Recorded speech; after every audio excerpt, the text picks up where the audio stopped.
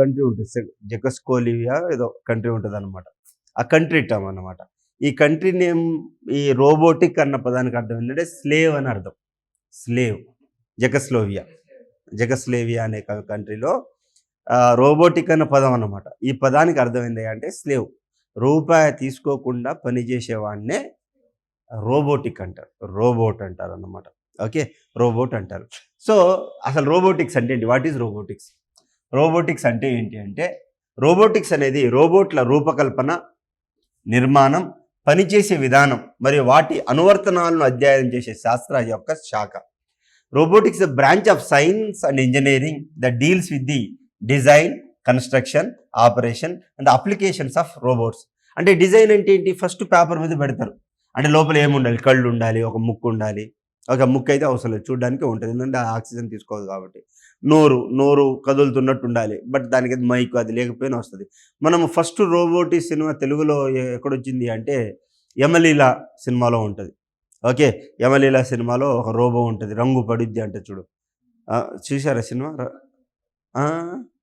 ఒక చిన్న పాప ఉంటుంది. మన ఆయన పేరేంటి? కైకాల సత్యనారాయణ యముడు. ఓకే. అప్పుడు వాళ్ళ అమ్మ చనిపోతుంది. అప్పుడు రంగు పడుద్దని ఒక అంటే ఫస్ట్ సినిమా అన్నమాట రోబోటిక్స్ గురించి మాట్లాడేది. అంతెందుకు మనము ఆదిత్య 369 365 సినిమా ఉంటుంది కదా, ఆదిత్య ఏదది? బాలకృష్ణది. అది కూడా టైం మెషిన్ అన్నమాట. Time machine. అది పాస్ట్కి వెళ్తుంది, ఫ్యూచర్కి వెళ్తుంది. ఎట్లుంటుంది ఏంది అనే అంశాల గురించి మాట్లాడేదే. ఓకే. ఎట్లుంటుందని మాట్లాడేదే అది ఆదిత్య 369. ఇది వచ్చేసరికి రోబో. ఓకే. Robotic cinema. ఇంకా రోబోటిక్ సినిమా చూడాలి అనుకుంటే చిట్టిది రోబో సినిమా ఉంటుంది కదా. ఓకే. సో దాంట్లో కూడా అదేం పని చేస్తుంది? అన్ని పనులు చేస్తుంది. ఓకే. అన్ని పనులు చేస్తుంది. సో ఈ విధంగా ఫస్ట్ రూపకల్పన, డిజైన్, కన్స్ట్రక్షన్. మరి కన్స్ట్రక్ట్ చేయాలి కదా. ఈ యొక్క ప్రొఫెసర్ ఎవరైనా వసీకరా, ప్రొఫెసర్ వసీకర్ ఏం చేస్తాడు? ఒక ఇగ్లూ లాంటి దాంట్లో చేస్తాడు కదా. ఏం చేస్తాడు? రూపకల్పన చేసి దాన్ని ఒక డిజైన్ చేస్తాడు. డిజైన్ చేసిన తర్వాత దాని ఆపరేషన్స్ ఏమేం పనులు చేయాలి. ఓకే. ఏమేం పని చేయాలి ఆపరేషన్స్. వాడికి చిప్పు పెడతారు. చిప్పు పెట్టి మాటలు నేర్పిస్తారు. వాడిని మాటలు నేర్పించరా అంటే వాడికి ఏం నేర్పిస్తారు? బూతులు నేర్పిస్తారు అన్నమాట. ఓకే. సో దాని తర్వాత అప్లికేషన్స్ ఆఫ్ రోబోట్. ఏమేమి అప్లికేషన్స్ చేస్తుంది ఇది? పెద్ద ఆవిడెవరో ఇల్లు కాలిపోతుంటే వెళ్ళి ఇళ్ళటక్కన బాత్రూంలో స్నానం చేస్తుంటే ఎత్తుకొని వచ్చేస్తుంది. ఫస్ట్ అంటే దాని దగ్గర ఏం లేదు అంటే మానం కన్నా ప్రాణం ఎక్కువ అన్న కమాండ్ ఇవ్వలే. అదే ప్రాణం కన్నా మానం గొప్పది అనేది ఆ కమాండ్ ఇవ్వలే. దానికి ఏం తెలుసు? మనిషి ఏదో రెస్క్యూలో ఉన్నాడు, కాపాడాలంతే. సో అప్పుడు ఆవిడ ఏం చేస్తుంది? కాపాడిన ప్రాణం వెళ్ళి లారీ కింద పడుతుంది. అంటే తన మీద ఒక గుడ్డ కప్పుకొని వచ్చి బయట పెట్టుంటే బాగుండేది. ఆ కమాండ్ లేదు. అంటే ఏంటి? నీకు ఏం పని చెప్తే అదే పని చేస్తుంది. దాని తర్వాత తిరుగు వచ్చి పొడవడానికి రెడీ అవుతుంది. సో బేసికల్లీ రోబోటిక్ లాస్ ఏంటంటే there are the principles of the robotic అనమాట. ఫస్ట్ ప్రిన్సిపల్ ఏంటంటే you should obey the command of the humans and you should not harm. Okay. అది నువ్వు మనుషులు చెప్పే కమాండ్ని నువ్వు ఫాలో అవ్వాలి, కానీ ఎవరిని హార్మ్ చేయకూడదు అనేది ఫస్ట్ కమాండ్. సెకండ్ కమాండ్ ఏంటంటే నిన్ను నువ్వు రక్షించుకోవచ్చు. ఓకే. కానీ నిన్ను నువ్వు రక్షించుకునే టైంలో ఎవరిని హార్మ్ చేయకూడదు. ఓకే. నిన్ను నువ్వు ప్రొటెక్ట్ చేసుకోవచ్చు, ప్రొటెక్ట్ చేసుకోవచ్చు, కానీ ఎవరిని హార్మ్ చేయకూడదు అనేది దానికి ఇచ్చే ప్రిన్సిపల్స్ అన్నమాట. సో మరి ఆ ప్రిన్సిపల్కి అది అగెనిస్ట్ ఉంది కాబట్టి ఆ ప్రొఫెసరు, ఆయన పేరేంటి? వసీకర్. ప్రొఫెసర్ వసీకర్ ఆ ప్రిన్సిపల్స్కి అగెనిస్ట్ ఉంది కాబట్టి దాన్ని రిమూవ్ చేసేసాడు అనమాట. దానికి యాక్సెప్ట్ చేయలేదు. అందుకోసం ఏం చేస్తాడు? ఒక రెడ్ చిప్పు పెట్టినప్పుడు అదేం చేస్తుంది? ఐశ్వర్యరాయ్ని లవ్ చేస్తుంది. ఈ లవ్లు రోబోకి ఏం తెలియవులే కానీ చెప్తున్నా. సరే, అంటే ఏంటి? దాని యొక్క అధ్యయనం అప్లికేషన్స్ ఆఫ్ రోబోట్లో మరి ఐశ్వర్యరాయ్ని లవ్ చేయడం ఉందా? లేదు. అంటే ఏంటి? రోబోట్స్కి కొన్ని పనులు ఉంటాయి, ఆ కొన్ని పనులే చేయగలుగుతాయి తప్ప ఇంకేం చేయలేవు. అయితే ఈ రోబోటిక్స్కి ఆర్టిఫిషియల్ ఇంటెలిజెన్స్ యాడ్ చేస్తే అప్పుడు ఏంటంటే తన పన్ను తాను చేసుకుంటుంది, బయట ఎక్స్టర్నల్ కమాండ్స్ కాకుండా తన పని తాను చేసుకుంటుంది. కానీ ఆర్టిఫిషియల్ ఇంటెలిజెన్స్ అనేది చాలా డేంజరస్. అది చెప్పే ప్రతి ఒక్క కమాండ్ కానీ దానికి ఇచ్చే సబ్జెక్ట్ మొత్తాన్ని నువ్వు నీ దగ్గర ఎంత విచక్షణ ఉండగలగాలంటే అది చెప్పేది వాస్తవమా కాదా అని తెలుసుకునేంత విచక్షణ ఇవ్వాలి. ఏదో చాట్ జీపీటీ నువ్వు అడగగానే అన్నీ చెప్తుంది అనుకునేవు, దాంట్లో అన్ని చాలా తప్పులు కూడా చెప్తుంది. ఓకే. చాలా తప్పులు కూడా చెప్తుంది అన్నమాట. సో వాటిని అన్నిటినీ నమ్మకూడదు. ఓకే. అయితే చిన్న పాప అలెక్సా ఉంది. హే అలెక్సా అంటే ఇంట్లో ఎవరు లేదు, అలెక్సా అదే ఉందన్నమాట. ఒక పాట పెట్టమంటే అలెక్సా పాట పెట్టింది. ఈ చిన్న పాప పిల్ల అడిగింది, అలెక్సా అలెక్సా నేను థర్డ్ క్లాస్ చదువుతున్నాను. ఆ! నా బ్యాగులో ఇవన్నీ ఉన్నాయి. షార్ప్‌నర్ ఉంది, పెన్సిల్ ఉంది, పెన్ ఉంది, అన్నీ ఉన్నాయి. ఇప్పుడు నేను ఒక డేంజరస్ యాక్టివిటీ చేద్దాం అనుకుంటున్నా. నన్నేం చేయమంటావు నువ్వు అని అడిగింది. ఎవరు? అలెక్సానే పాప అడిగింది. అయితే అలెక్సా ఏం చెప్పిందంటే, సరే ఒక పని నీకు డేంజరస్ వర్క్ కావాలంటున్నావు కదా! ఒక పని చెయ్యి. ఒక పెన్సిల్ తీసుకో. పెన్సిల్‌ని తీసుకొని ఇటువైపు చెక్కు. చెక్కేసి ఏం చేస్తావంటే ఇటువైపు ప్లగ్‌లో పెట్టి నువ్వు ఇలా పట్టుకో అంటదన్నమాట. స్విచ్ చేయమంటది. ఇలా పట్టుకొని ఫట్ అని తల పగిలిపోతది. ఎందుకంటే graphite is the good conductor of electricity. So, అంత ఎలక్ట్రిసిటీ పాస్ అవుతుంది కాబట్టి ఆ అమ్మాయికి షాక్ తగిలి చచ్చిపోతది. సో, ఫ్యూచర్‌లో ఏఐ వల్ల చాలా అంటే చాలా అనర్థాలు జరుగుతా ఉంటాయన్నమాట. ఓకే. ఫర్ ఎగ్జాంపుల్ నువ్వు ఫోన్‌లో మాట్లాడుతున్నావు. ఫోన్‌లో మాట్లాడుతుంటే ఆర్టిఫిషియల్ ఇంటెలిజెన్స్ ఉంటది. నువ్వు ప్రేమతో మాట్లాడుతున్నావు అనుకో, ప్రేమ రిలేటెడ్ వస్తది.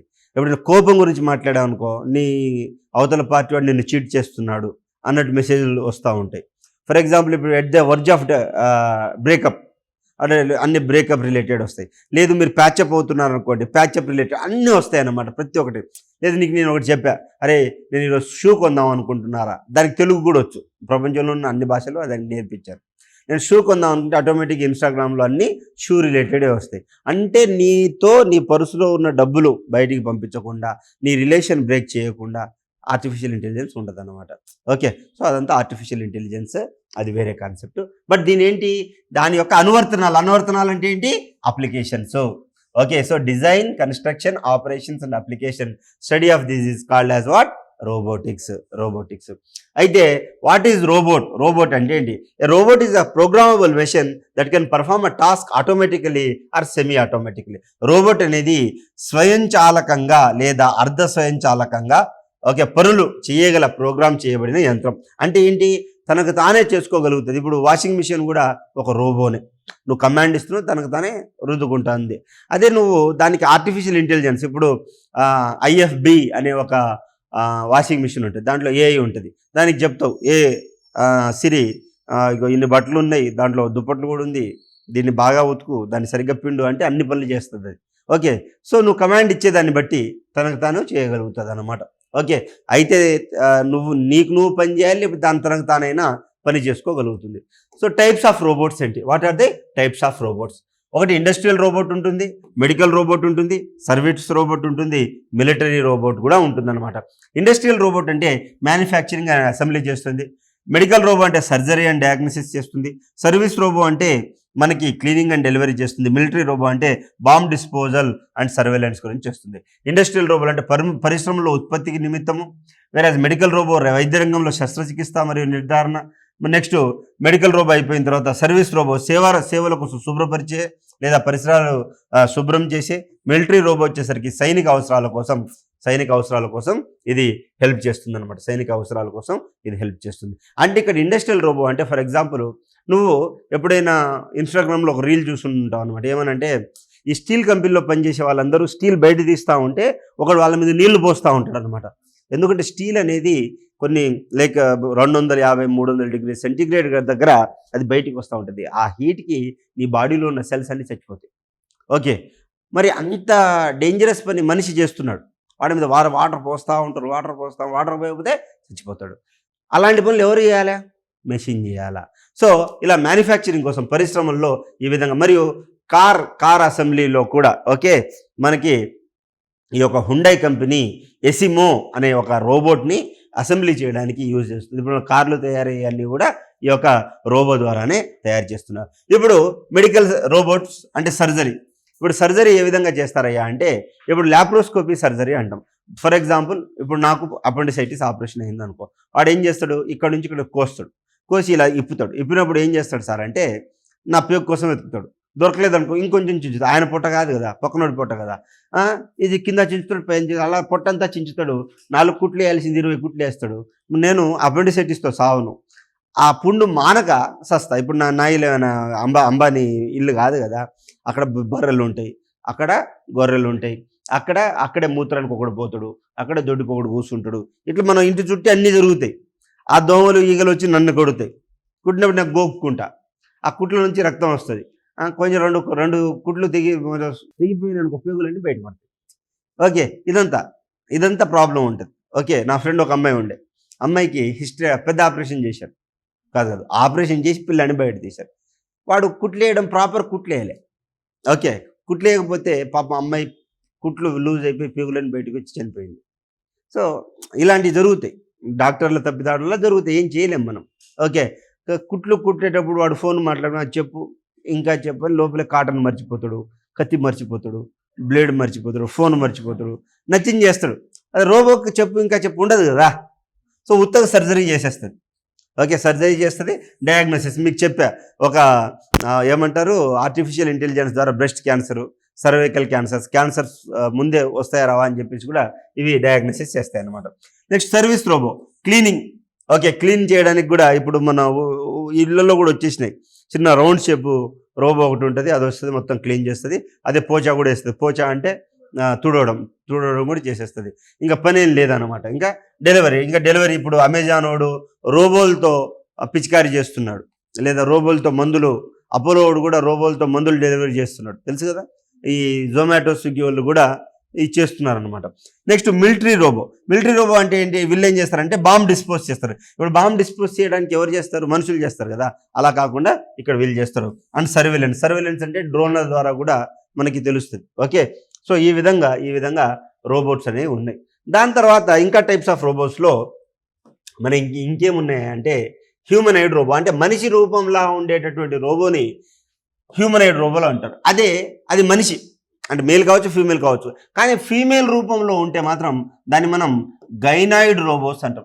గైనిక్ అంటే female reproductive part. Okay, and gynoid robo అంటే ఫీమేల్ లా ఉండే robo. Okay, female similar to female రోబోట్ని మనం ఏమంటున్నాం, గైనాయిడ్ అంటున్నాం. మనిషిలా ప్రవర్తించే రోబోలు. Okay, space robot rovers used in ISRO or NASA అంతరిక్ష పరిశోధనల కోసం యూజ్ చేస్తుంది. మీరు ఇంటర్స్టెల్లార్ అనే ఒక మూవీ ఉంటుంది, ఆ మూవీ చూడండి. చూసినప్పుడు మీకు ఆవిడ కింద దిగుతూ ఉంటే, ఓకే, అక్కడ ప్రతి సెకండ్కి పట్ పట్ పట్ పట్ పట్ సౌండ్ వస్తూ ఉంటుంది. అంటే ఒక్క పట్ అంటే 1 సంవత్సరం అయిపోయినట్టు. అయితే మన దగ్గర అక్కడ గంట, ఇక్కడ 7 సంవత్సరాలతో సమానం. అక్కడ గంట, స్పేస్లో గంట మనకి ఇక్కడ 7 సంవత్సరాలతో సమానం. వాళ్ళు అక్కడ గడ్డం గీసుకునే లోపల ఇక్కడ 7 సంవత్సరాలు అయిపోతుంది.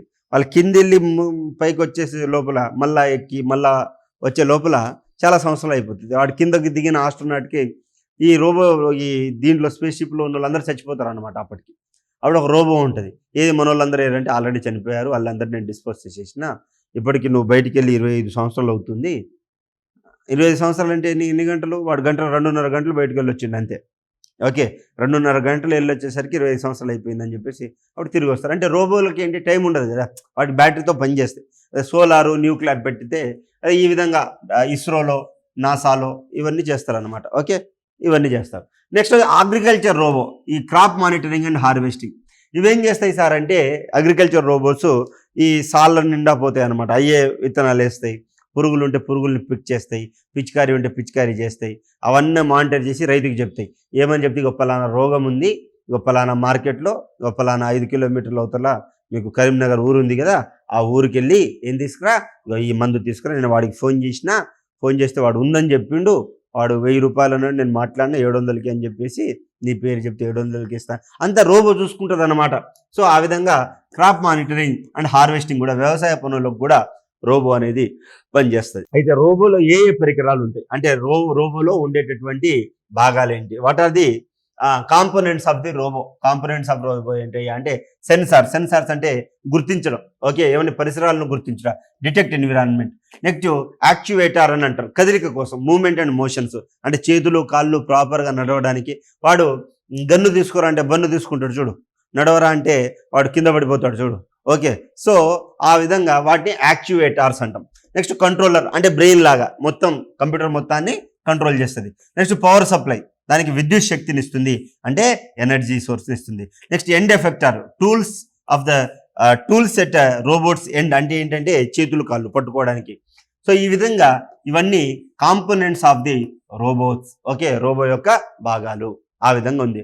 సో ఎక్కడెక్కడ ఫీల్డ్స్ రిలేటెడ్ టు రోబోటిక్స్ సంబంధిత రంగాలు ఎక్కడెక్కడ పనిచేస్తుందయ్యా అంటే, ఒకటి ఆర్టిఫిషియల్ ఇంటెలిజెన్స్, దీన్ని అనుసంధానం చేయొచ్చు. ఈ ఆర్టిఫిషియల్ ఇంటెలిజెన్స్ ద్వారా వచ్చే మెషిన్లు ఏంటంటే ఇంటెలిజెన్స్ ఇన్ మెషిన్, అంటే యంత్ర మేధస్సు ఉంటుంది దానికి తనకే యంత్ర మేధస్సు ఉంటుంది. ఫర్ ఎగ్జాంపుల్ ఏసీ ఉంది, నేను లెట్స్ 22 degrees సెంటిగ్రేడ్ దగ్గర దాన్ని నేను సెట్ చేసిన, అది 24 గంటలు 22 minutes ఉండదు. ఎప్పుడైతే నా రూము టెంపరేచర్ 22 ఉంటుందో అప్పుడు అది ఆటోమేటిక్గా ఆఫ్ అయ్యి మళ్ళీ డిగ్రీ పెరిగిందనుకో మళ్ళీ 1 degree కొద్దిసేపు అయ్యి మళ్ళీ 22 మెయింటైన్ చేస్తుంది. ఆ విధంగా దాని మీద స్టార్స్ ఉన్నాయి చూడు, అది 3 star, అదే 5 star ఉంది అనుకోండి, నీకు పవర్ బిల్లు చాలా తక్కువ వస్తుంది. అర్థమవుతుందా? ఇప్పుడు నేను ఫర్ ఎగ్జాంపుల్ బయట 32 degrees సెంటిగ్రేడ్ ఉంది, నేను 28 పెట్టుకున్నా, 28 కరెంట్ బిల్లే రాదు ప్రాపర్గా. ఓకే, సో నువ్వు ఏసీ పెట్టుకోకపోయినా పెద్ద ఫరక్యం ఉండదు. సో అంటే కరెంట్ బిల్లు విషయంలో నీ రూమ్ అయితే చల్లగానే ఉంటుంది. అదేం చేస్తుంది, నీ రూమ్ని 28 degree అంటే దానికి ఎలా తెలుసు? దాంట్లో ఒక థర్మామీటర్ ఉంటుంది, ఆ థర్మామీటర్కి ఆ ఏసీ దీనికి ఓకే రిఫ్రిజిరేటర్కి ఒక కనెక్షన్ ఉంటే తనకు తాను పని చేసుకుంటుంది కదా.